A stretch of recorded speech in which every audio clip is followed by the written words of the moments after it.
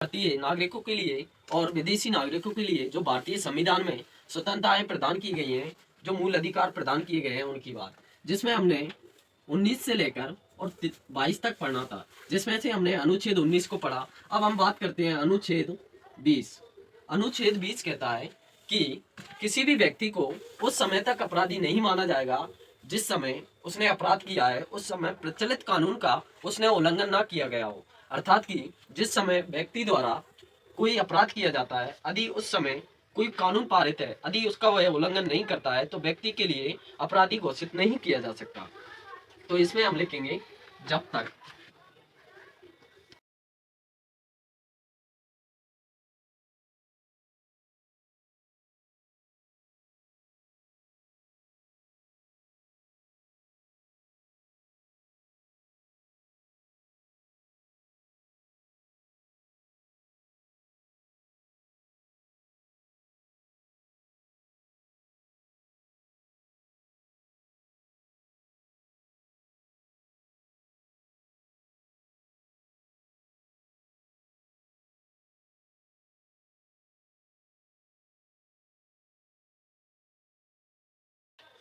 अर्थात कि व्यक्ति द्वारा कोई भी कर्म जैसे कि अपराध जैसी प्रवृत्तियां की जाती हैं और उस समय जो प्रचलित कानून है यदि उसका उल्लंघन नहीं किया है तो व्यक्ति के लिए आरोप सिद्ध नहीं होता है उससे।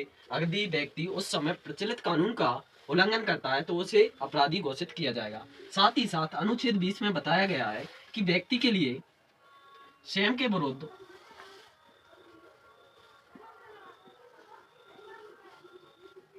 गवाही देने हेतु बाध्य नहीं किया जा सकता।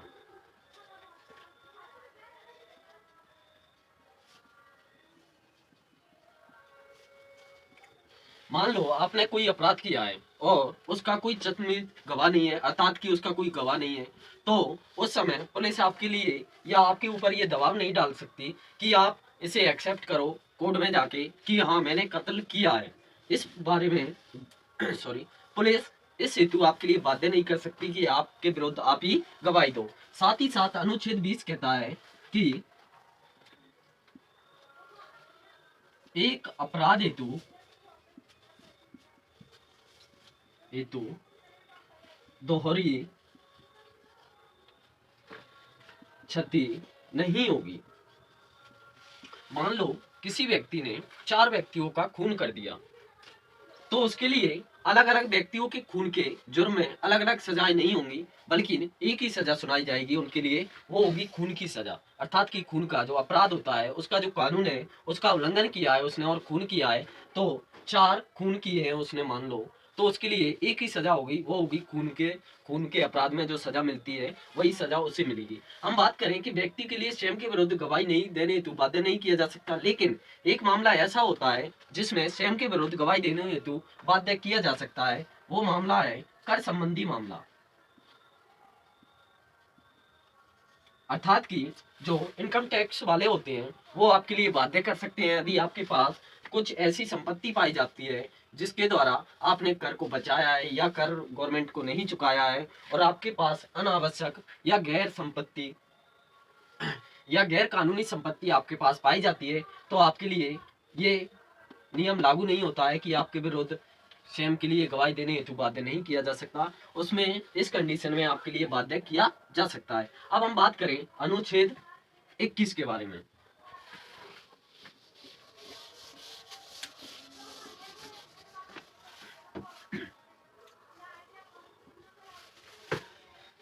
अनुच्छेद 21 कहता है कि प्रत्येक व्यक्ति के लिए या प्रत्येक भारतीय नागरिक के लिए, साथ ही साथ विदेशी नागरिकों के लिए प्राण व दैहिक स्वतंत्रता प्रदान की गई है। अर्थात कि प्राण व दैहिक स्वतंत्रता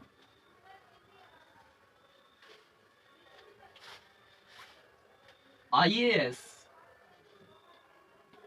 2018 प्री में ये क्वेश्चन पूछा गया था कि प्राण व दैहिक स्वतंत्रता किस अनुच्छेद में उल्लेखित है, तो अनुच्छेद 21 में। अर्थात कि यहाँ बात की गई है व्यक्तिगत स्वतंत्रता की।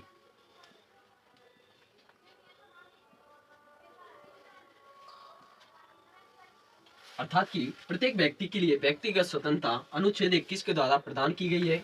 अब हम बात करें कि इसका मतलब तो ये हुआ कि प्रत्येक व्यक्ति के लिए जीने का अधिकार है, साथ ही साथ दैहिक स्वतंत्रता है, अर्थात कि अपने शरीर को जो व्यक्ति चाहे उस स्थिति में रख सकता है। लेकिन नहीं, इसके अपवाद भी है, अपवाद कह सकते हैं हम, या इसका प्रतिबंधन भी कह सकते हैं कि ये नियम यहाँ पर लागू नहीं होगा। जैसे कि इच्छा मृत्यु, कोई व्यक्ति चाहे कि मैं तो अपनी इच्छा के अनुसार मरना चाहता हूं, या हम इसे कह सकते हैं आत्महत्या,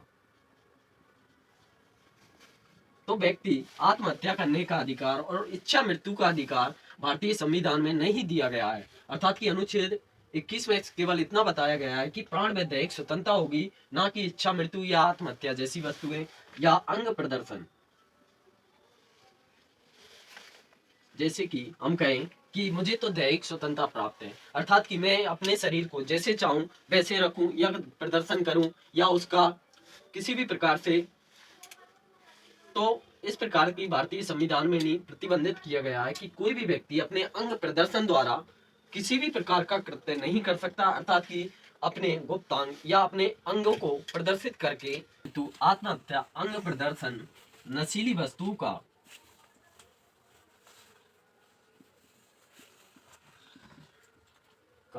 सेवन की स्वतंत्रता नहीं है। अर्थात कि प्राण व दैहिक स्वतंत्रता अर्थात कि व्यक्तिगत स्वतंत्रता तो भारतीय संविधान में नहीं दी गई है, लेकिन इच्छा मृत्यु या आत्महत्या, अंग प्रदर्शन, नशीली वस्तुओं का सेवन करने की स्वतंत्रता भारतीय संविधान द्वारा नहीं दी गई है। अब हम बात करें कि एक बार मेनका गांधी द्वारा मेनका गांधी के विदेश जाने पर भारत सरकार द्वारा उनके विदेश जाने पर रोक लगा दी गई। तो मेनका गांधी द्वारा सुप्रीम कोर्ट में एक बात दर्ज करवाया गया अनुच्छेद 19 के द्वारा, अर्थात कि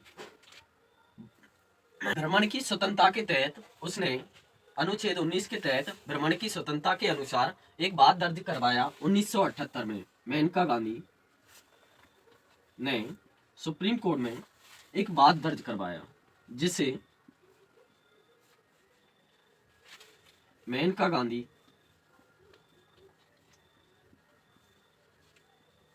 बाद 1978 के नाम से जाना जाता है। मेनका गांधी बाद 1978 ये किससे संबंधित था? बाह्य संचरण से। क्वेश्चन पूछा जा सकता है कि मेनका गांधी बाद 1978 किससे संबंधित है, तो बाह्य संचरण से या बाह्य भ्रमण से, अर्थात कि विदेश जाने से संबंधित बाह्य भ्रमण संचरण या भ्रमण। सुप्रीम कोर्ट के न्यायाधीश मगमती जी ने इस बात की सुनवाई करते हुए और अपना फैसला सुनाया कि प्रत्येक भारतीय नागरिक के लिए बाह्य संचरण की स्वतंत्रता प्रदान की गई है। किसके तहत? अनुच्छेद 21 के तहत। अनुच्छेद 21 के तहत प्रत्येक भारतीय नागरिक के लिए बाह्य संचरण की या बाह्य भ्रमण की स्वतंत्रता प्रदान की गई है, ना कि अनुच्छेद 19 में। हमें याद रखना है बाह्य संचरण की बाह्य संचरण की स्वतंत्रता कौन से अनुच्छेद में प्रदान की गई है? अनुच्छेद 21 के द्वारा। साथ ही साथ न्यायाधीश ने व्यक्तिगत स्वतंत्रता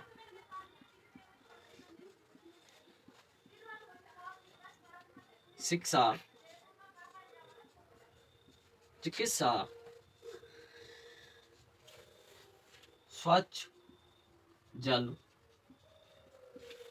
स्वच्छ पर्यावरण आदि की स्वतंत्रता प्रदान की या इसका वर्णन किया। अर्थात कि भारतीय संविधान में शिक्षा, चिकित्सा, स्वच्छ जल और स्वच्छ पर्यावरण आदि की जो स्वतंत्रताएं दी जानी चाहिए भारतीय नागरिकों के लिए, उनका भी उल्लेख किया कि अनुच्छेद 21 के द्वारा ये स्वतंत्रताएं भी भारतीय संविधान में उल्लेखित है या भारतीय नागरिकों के लिए प्रोवाइड करवाई गई हैं। इसी पर सुप्रीम कोर्ट ने इसी बात की सुनवाई करते हुए कैदियों के लिए भी कुछ स्वतंत्रताएं दी गई। बात ये हुई कि बात एक थी, लेकिन इसी बात से लेकर या इसी बात को लेकर बहुत सारी बातें सामने आई। अर्थात कि बहुत सी स्वतंत्रताएं जो अब तक भारतीय नागरिकों के लिए ज्ञात नहीं थी, लेकिन मेनका गांधी बाद 1978 के द्वारा ये बातें सामने आई और इसी में कैदियों के लिए भी जो स्वतंत्रताएं प्रदान की गई हैं उनका उल्लेख किया गया। इसमें हथकड़ी नहीं लगाना, नहीं लगाना। आपने देखा होगा जब गंभीर अपराध हो जाता है उसी स्थिति में हथकड़ी लगाई जाती है, अन्यथा सामान्य अपराध के लिए कोई हथकड़ी की व्यवस्था नहीं की जाती है। ये 1978 बाद के बाद ऐसी व्यवस्था की गई। सार्वजनिक लगाना, सार्वजनिक फांसी नहीं देना, रात को फांसी नहीं देना,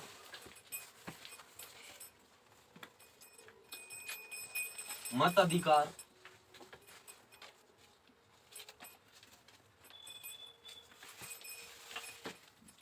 आदि।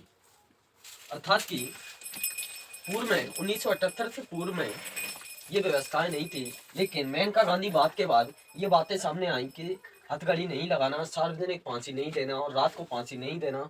और उसी प्रकार से मत अधिकार, एक कैदियों के लिए ये अधिकार दिया गया कि उन्हें वोट डालने का पूर्ण अधिकार होगा। किसके द्वारा? अनुच्छेद 21 के द्वारा। अब हम बात करें अनुच्छेद 21 क्या है, अर्थात कि निःशुल्क व अनिवार्य शिक्षा।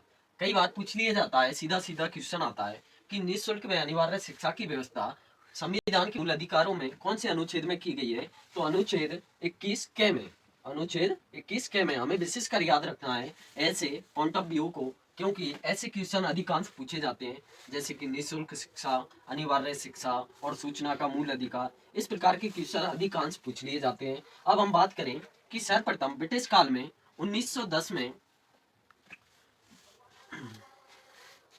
गोपाल कृष्ण गोखले के द्वारा यह मुद्दा उठाया गया था, या ये प्रस्ताव लाया गया था कि निःशुल्क व अनिवार्य शिक्षा का प्रावधान होना चाहिए, लेकिन अंग्रेजों द्वारा इस शर्त को नहीं माना गया या इस बात के लिए नहीं माना गया। हम बात करें जब भारतीय संविधान बनकर या भारतीय संविधान लागू हो गया, तब शिक्षा के लिए नीति निर्देशक तत्वों में रखा गया था, अर्थात कि यह अनिवार्य नहीं था कि प्रत्येक व्यक्ति के लिए निःशुल्क व अनिवार्य शिक्षा प्रदान की जाए। ये राज्यों के ऊपर छोड़ दिया गया था कि राज्य चाहे तो निःशुल्क शिक्षा प्रदान करा सकती है और या नहीं भी करवा सकती है। लेकिन हम देखें जब मेनका गांधी बाद 1978 की बात आई, तो उसमें इस प्रकार की बातें सामने आई कि व्यक्ति के लिए निःशुल्क शिक्षा की भी व्यवस्था होनी चाहिए। उसी के तहत हम देखते हैं, या नीति निर्देशक तत्वों में शिक्षा का होना इस बात के लिए जाहिर करता है कि शिक्षा की आवश्यकता के लिए इसे मूल अधिकारों में जोड़ना अति आवश्यक हो गया। और हम देखते हैं कि 86वें संविधान संशोधन के द्वारा शिक्षा के मूल अधिकार या निःशुल्क व अनिवार्य शिक्षा के लिए भारतीय संविधान के अनुच्छेद 21 क में जोड़ा गया। तो हम इसमें लिखेंगे ब्रिटिश काल में 1910 में किसके द्वारा? गोपाल कृष्ण गोखले मुद्दा उठाया गया। किसके द्वारा? 1910 में गोपाल कृष्ण गोखले के द्वारा। 21 क से पूर्व इन्हें किस में रखा गया था? नीति निर्देशक तत्वों में।